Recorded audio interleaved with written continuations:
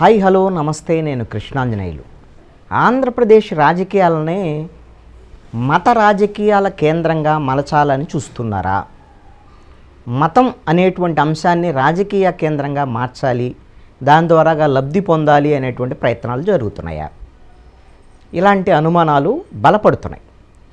దక్షిణ భారతదేశంలో మతపరమైనటువంటి విద్వేషాలకు సంబంధించినటువంటి వ్యవహారాలు, మతపరమైనటువంటి రాజకీయాలకు ఇక్కడ ప్రజల మద్దతు ఉండదు. ఈ విధమైనటువంటి మతాన్ని అడ్డం పెట్టుకొని రాజకీయాలు చేయాలనుకునేటువంటి వాళ్ళకి, అలాంటి పార్టీలకు కూడా ఆంధ్రప్రదేశ్ అదేవిధంగా దక్షిణాది రాష్ట్రాల్లో అవకాశం లేదు. ఇది గ్యారంటీ. అయితే ఆంధ్రప్రదేశ్ను ఈ మత రాజకీయాల వైపు ఎవరు మళ్లించాలనుకుంటున్నారు? దీని ద్వారాగా ఎవరు లబ్ధి పొందాలనుకుంటున్నారు? అసలు మత రాజకీయాలు అనేటువంటి అంశం వెనక రాజకీయ వ్యూహాలు ఎవరు పన్నుతున్నారు? ఎవరు రాజకీయ కుట్రలు చేస్తున్నారు? దీంట్లో ఎవరు పావులుగా మారబోతున్నారు? ప్రజలకు ఏ విధంగా నష్టం జరగబోతోంది? ఈ అంశాల మీద మనం ఈ వీడియోలో మాట్లాడదాం.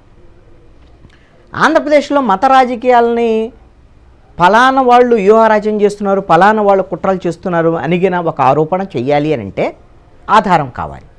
ఆధారాలు లేకుండా ఆరోపణ చేస్తే అది ఖచ్చితమైనటువంటి ఆరోపణ కాదు. కానీ ఆధారాలు ఖచ్చితంగా ఒక సందర్భం వచ్చినప్పుడు, ఒక సమయం వచ్చినప్పుడు దొరుకుతాయి. కానీ ఈ రాజకీయాల ద్వారాగా ఎవరు రాజకీయ లబ్ధి పొందాలనుకుంటున్నారు? ఆ లబ్ధి పొందాలి అనుకునే వాళ్ళు ఈ మత రాజకీయాల వల్ల ఎవరికి లాభం జరుగుతుంది? అలాంటి పార్టీలకు సంబంధించినటువంటి వాళ్ళే ఇలాంటి రాజకీయ వ్యూహాలను పన్నేదానికి అవకాశం ఉంటుంది. ఆ బేస్గానే నేను ఒక అంశాన్ని స్పష్టం చేయదలుచుకున్నాను. భారతదేశంలో మత రాజకీయాలను, మతతత్వ రాజకీయాలని ప్రజల్లోకి పులిమి, ప్రజల్ని ఆ వైపు నెట్టి లబ్ధి పొందాలని చూసేటువంటి పార్టీ భారతదేశంలో భారతీయ జనతా పార్టీ.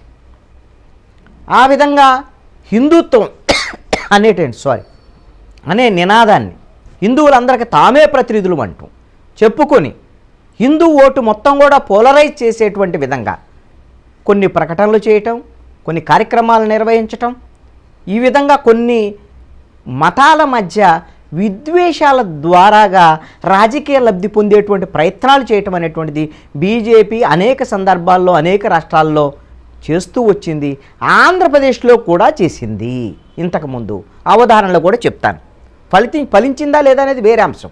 మరి ఇప్పుడు తిరుపతి లడ్డూ ప్రసాదం కేంద్రంగా ఈ మత రాజకీయాలకు పునాది వెయ్యాలి, గట్టి పునాదులు వెయ్యాలి అనేటువంటి ప్రయత్నాలు బీజేపీ చేస్తున్నట్టుగా కనపడుతుంది. ఆంధ్రప్రదేశ్లో అధికారంలో ఉన్నది ఎవరు? తెలుగుదేశము, జనసేన, బీజేపీ కూటమి. కేంద్రంలో అధికారంలో ఉన్నది ఎవరు? బీజేపీ నేతృత్వంలోని ఎన్డీఏ కూటమి. మరి ఆంధ్రప్రదేశ్లో తిరుమల లడ్డూ ప్రసాదంలో అపచారం జరిగితే ఆ అపచారానికి సంబంధించినటువంటి ఎవరు తప్పు చేశారో వాళ్ళ మీద చర్యలు తీసుకునేటువంటి హక్కు, అధికారం ఆంధ్రప్రదేశ్లో ఉండేటువంటి ఎన్డీఏ ప్రభుత్వానికి ఉంది, కేంద్రంలో ఉండేటువంటి ఎన్డీఏ ప్రభుత్వానికి కూడా ఉంది. ఈ చర్యల వైపు ముందుగా వెళ్లకుండా రాజకీయపరమైనటువంటి అంశంగా దీన్ని, మతపరమైనటువంటి అంశంగా దీన్ని బయటికి వెల్లడించి దీంట్లో ప్రత్యర్థి రాజకీయ పార్టీని దెబ్బతీసేటువంటి విధంగా ఆంధ్రప్రదేశ్లో ప్రజలందరూ కూడా హిందుత్వ అదేవిధంగా క్రిస్టియన్ వీళ్ళ మధ్య విభేదాలు సృష్టించేటువంటి విధంగా వ్యవహరిస్తున్నటువంటి వాళ్ళు ఎవరు? అధికారంలో ఉండేటువంటి పార్టీ తెలుగుదేశం, జనసేన, బీజేపీ కూటమి. ఎందుకు ఈ మాట అంటున్నాం? ఇది ఆధారాలు లేకుండా అనటంలా. ఎందుకు అనంటే ఎన్డీడీబీ అనేటువంటి రిపోర్టు జూలై 23వ తేదీన వస్తే తిరుమల లడ్డూలో ఉపయోగించినటువంటి నెయ్యిలో, ఆవు నెయ్యిలో ఆల్టరేషన్ జరిగింది, కొంత కల్తీ జరిగింది అనేటువంటి విషయం బయటకు వస్తే సెప్టెంబర్లో ముఖ్యమంత్రి చంద్రబాబు నాయుడు ఈ అంశాన్ని మాట్లాడిన తర్వాత రాజకీయ వివాదం అయిన తర్వాత అన్నీ అయిపోయిన తర్వాత ఇప్పుడు తిరుపతిలో కేసులు పెట్టడం, ఇప్పుడు సిట్టు వేయటం. దీన్ని బట్టే ఇది రాజకీయం చేయాలని చూస్తున్నారు అనేటువంటిది ఒకటి అర్థమవుతుంది. మరి దీంట్లో రాజకీయం చేసేటువంటి ఈ వ్యూహంలో ఎవరు ప్రధానమైనటువంటి పాత్రధారి, ఎవరు సూత్రధారి అనేటువంటి అంశాన్ని గమనిస్తే ప్రధానమైనటువంటి పాత్రధారులుగా ఇక్కడ అధికారంలో ఉన్నటువంటి ఆంధ్రప్రదేశ్లో ఎన్డీఏకి నాయకత్వం వస్తున్నటువంటి తెలుగుదేశం అధినేత చంద్రబాబు నాయుడు, అదేవిధంగా సనాతన ధర్మాన్ని పాటించాలని చెప్తున్నటువంటి జనసేన అధినేత పవన్ కళ్యాణ్ పాత్రధారులుగా కనిపిస్తారేమో కానీ అసలు సూత్రధారి బీజేపీ, వాళ్ళ మిత్రుడైనటువంటి బీజేపీ కింద ఈ అంశాలు ముందుకు తీసుకొచ్చింది అనుకోండి. బీజేపీ కావాలని రాజకీయం చేస్తుంది, మతపరమైనటువంటి అంశాలు ముందుకు వస్తాయి అనేటువంటి దాని మీద చంద్రబాబు నాయుడుతో ముందు మాట్లాడిచ్చారు. ఆ తర్వాత సనాతన ధర్మం గురించి పవన్ కళ్యాణ్తో మాట్లాడిచ్చారు. ఆ తర్వాత జగన్మోహన్ రెడ్డి తిరుమలకు వస్తాను అంటే అసలు విశ్వరూపం బీజేపీ బయటపెట్టింది. అసలు రానివ్వటానికే వీల్లేదంటూ కూడా అన్ని రాష్ట్రాల నుంచి కూడా బీజేపీ వాళ్ళు వచ్చి ఈ మొత్తం అంశాన్ని హిందూ క్రిస్టియన్ మధ్య ఒక విభేదంగా సృష్టించేటువంటి ప్రయత్నం అయితే జరిగింది. ఇది ఈ రాజకీయ వ్యూహము, కుట్ర అనేటువంటి పదాన్ని వాడటం వెనక ప్రభుత్వంలో ఉండేటువంటి వాళ్ళు, చర్యలు తీసుకునేటువంటి స్థానంలో ఉండేటువంటి వాళ్ళు రాజకీయంగా ఈ అంశాన్ని లేవనెత్తడం, రాజకీయ అంశంగా దీన్ని ముందుకు తీసుకెళ్లటమే రాజకీయ వ్యూహం, కుట్ర అనేటువంటి పదం నేను వాడాల్సినటువంటి అంశం వచ్చింది. సరే, దీని ద్వారా లబ్ధి పొందేది ఎవరు? సపోజు దేశవ్యాప్తంగా బీజేపీ అనుకుందాం. మరి దీంట్లో భాగస్వాములైనటువంటి తెలుగుదేశం, జనసేనకి లబ్ధి జరుగుతుందా?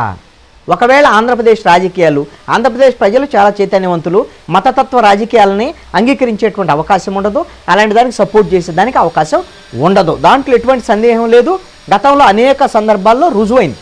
గతంలో ఈ విధంగా బీజేపీ కొన్ని ప్రయోగాలు కూడా చేసింది ఆంధ్రప్రదేశ్లో అనేటువంటి విషయాన్ని కూడా నేను చెప్పాను.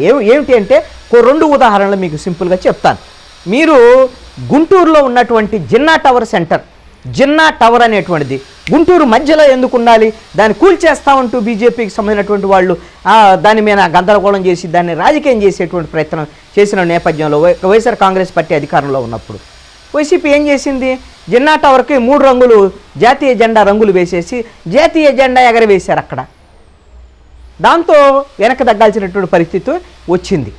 మనము భారతదేశంలో భిన్న మతాలు, భిన్న కులాలు, అదేవిధంగా భిన్న వర్గాలకు సంబంధించినటువంటి జాతులకు సంబంధించినటువంటి వాళ్ళందరూ కలిసి ఉండటమే భారతదేశం యొక్క లౌకిక రాజ్యం యొక్క ప్రత్యేకత. జిన్నా టవర్ ఉంటే కూల్చేస్తాం, జిన్నా టవర్ ఎందుకు ఉండాలని ప్రశ్నించడం అంటే దీని వెనక రాజకీయ కుట్రలో ఏంటి అనేది అర్థం కావటం లేదా? అదేవిధంగా రాయలసీమలో అనంతపురము, కడప, ఈ ప్రాంతాల్లో టిప్పు సుల్తాన్ విగ్రహాలు పెట్టేటువంటి అంశం మీద బీజేపీ వాళ్ళు తీవ్రమైనటువంటి నిరసనలు చేశారు. ఆంధ్రప్రదేశ్లో బీజేపీ అధికారంలో ఉన్నటువంటి కర్ణాటకలో మాత్రం టిప్పు సుల్తాన్ విగ్రహాలను వాళ్లే పెడతారు. ఆంధ్రప్రదేశ్లో మాత్రం టిప్పు సుల్తాన్ విగ్రహాలకు వ్యతిరేకంగా ఉద్యమాలు చేస్తారు. ఇది బీజేపీ యొక్క ద్వంద్వ వైఖరి, మతతత్వ రాజకీయాలకు సంబంధించినటువంటి వ్యవహారం, ఆంధ్రప్రదేశ్లో చేసినటువంటి ప్రయోగాలకు సంబంధించినటువంటి విషయం. ఇవన్నీ కూడా బీజేపీకి సంబంధించినటువంటి అంశాలు ప్రజలు పట్టించుకోలేదు కాబట్టి చెప్తున్నాను. ఇప్పుడు ఒకవేళ ఆంధ్రప్రదేశ్లో ఈ మతతత్వ రాజకీయాలకు సంబంధించినటువంటి అంశం వస్తే ఎవరు లబ్ధి పొందుతారు?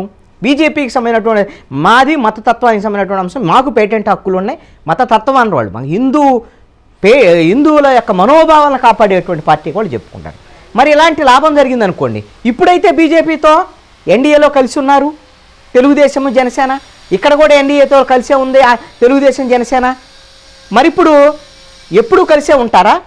ఆంధ్రప్రదేశ్లో ఓటర్లగిన హిందూవేతరులగిన ఒకవేళ వీడిపోయినటువంటి పరిస్థితి ఉంటే, రాజకీయంగా లబ్ధి జరిగేటువంటి పరిస్థితిగా ఉంటే అది బీజేపీ తీసుకునేదానికి అవకాశం ఉంటుంది. తెలుగుదేశానికి ఆ విధంగా ఏం ఓటర్లు రారు, జనసేనకు కూడా ఓటర్లు రారు.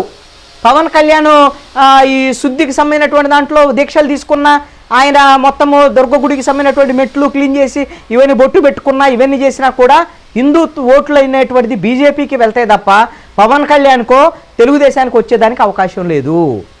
బీజేపీతో కలిసి ఉన్నప్పుడు వీళ్ళకి లాభం జరిగేదానికి అవకాశం ఉంటుంది. ఎన్నాళ్ళు కలిసి ఉంటారు?